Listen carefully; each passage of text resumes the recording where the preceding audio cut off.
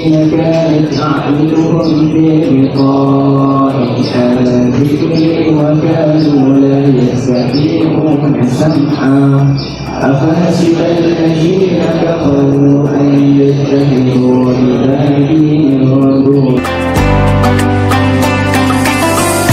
الذين كفروا أن يتخذوا عبادي ورسولي أولياء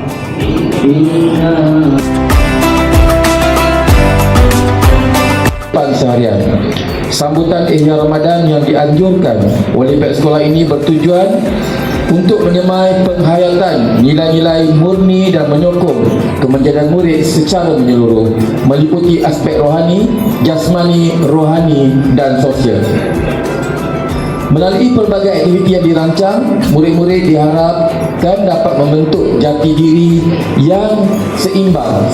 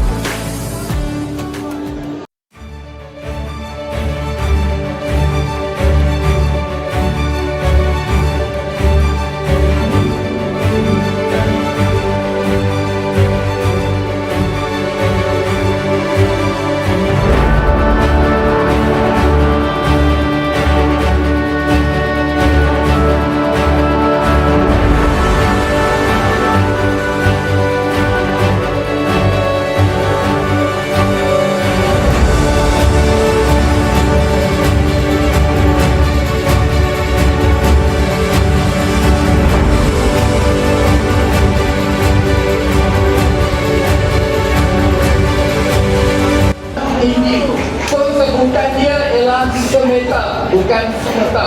Gunakan e-talim dalam bahasa Melayu. So ialah semesta. Kalau tengok di sebelah kanan adalah singkatan semesta Sekolah Menengah Kebangsaan Taman Kosas.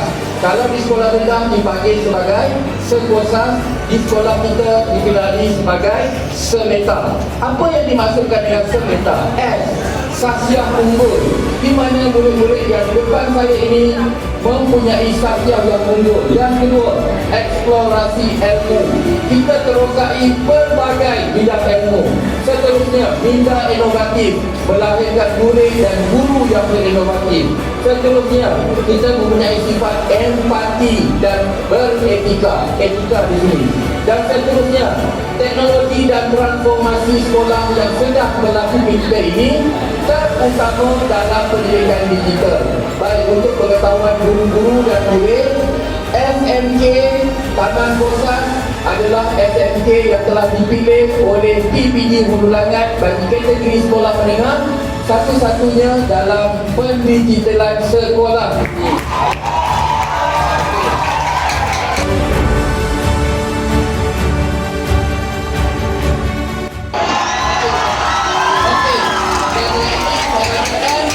Jadi setiap platform digital, media sosial yang kita gunakan, boleh gunakan, maka hashtagnya gunalah hashtag semeta dan juga hashtag yang boleh tuju kepada Cikgu Sadi, hashtag yang kita gunakan.